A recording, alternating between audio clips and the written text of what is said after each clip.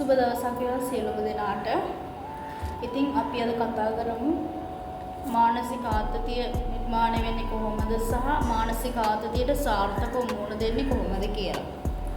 මුලින්ම අපි බලමු මානසික ආතතිය තියෙන කෙනෙක්ට තියෙන සංඥා. මානසික ආතතිය තියෙන කෙනෙක් අපිට දෙන සංඥා සහ ඔවුන්ගේ ශාරීරික ලක්ෂණ මොන වගේද කියලා. අංක 1 තෙහෙට්ටුව ශරීර ශක්තියක් නොමැතිකම. ඒ කියන්නේ අපි වෙනදා ආසාවෙන්ම කරන වැඩ මානසික ආතතියටපත් වුණා මේක කරන්න අපහසු තත්ත්වයකට එනවා. ඒ කියන්නේ වෙනදා ආසාවෙන්ම කරපු වැඩ කරන්න කම්මැලි වෙනවා. අන්න ඒ වගේ. අංක 2 තමයි කාංසාව ඇති වෙනවා. ඊළඟට හිසරදේ ඇති වෙන්න පටන් ගන්නවා. ඒ වගේම තමයි නිදා ගැනීමේ අපහසුතාවය හෝ වැඩිපුර නිදා ගැනීමත් මේකෙදි තියෙන ලක්ෂණයක්. ඊළඟ එක තමයි මේ අධික මානසික ආතතිය නිසාම දියවැඩියාව කොලෙස්ටරෝල් වගේ දේවල් ඇති වෙන්න පුළුවන්. ඊළඟට නිතර අසනීප වෙනවා. ගොඩක් වෙයි ළමයි එහෙම මේ කියනවා බඩ රිදෙනවා ඉස්කෝලේ යන්න මේ අන්න ඒ වගේ ප්‍රශ්න තියෙනවා. ඊළඟට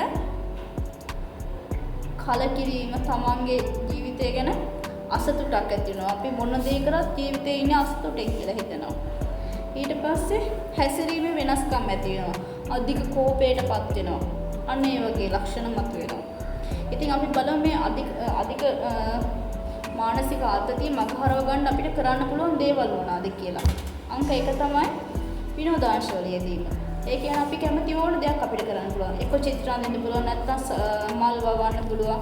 එතකොට එක දේවල් යාළුවොත් එක්ක ඇවිදින්න යන්න පුළුවන්. අන්න ඒ වගේ වලින් අපිට ශාරීරික මානසික ආතතිය මගහරව ගන්න පුළුවන්. මේ මානසික ආතතිය කියන එක හැමෝටම ඇති වෙන දෙයක්. අඩු හෝ වැඩි වශයෙන් හැමෝටම තියෙන දෙයක්.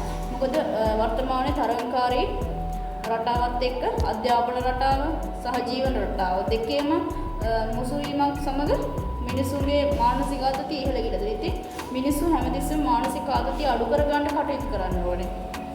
ඒක මෙහෙම කරන්න පුළුවන්. සමාජ මාධ්‍ය සහ රූපවාහිනී භාවිතය අවම කරන්න පුළුවන්. ඒ කියන්නේ සමාජ මාධ්‍ය වැඩිපුර පාවිච්චි කරාමත් මානසික ආතතිය ඉහළ යාමේ සම්භාවිතාවයක් තියෙනවා. ඒ වගේම තමයි ගැඹුරින් ආශ්වාස ප්‍රාශ්වාස කරන්න ඕනේ. අපේ මිනිස්සුන්ට හුස්ම ගන්නත් වෙලාව අමතක වෙලා තියෙනවා. මේ කාලවකවානුව වෙනකොට. එතකොට ශාරීරික ව්‍යායාම වල යෙදීම. ඒ කියන්නේ දිනකට විනාඩි 30ක්වත් ව්‍යායාම වල යෙදීම අත්‍යවශ්‍යයි. මොකද ව්‍යායාම මගින් ශාරීරික සිදුවන වෙනස්කම් නිසා මානසික ආතතිය ඇතිවීම අවම කරනවා. සාමාන්‍යයෙන් කියන විනාඩි 30ක්වත් ඇවිදිනවා නම් වේගෙන් ඇවිදිනවා නම් ඒක ශරීර සෞඛ්‍යයට ඉතාමත්ම හිතකරයි.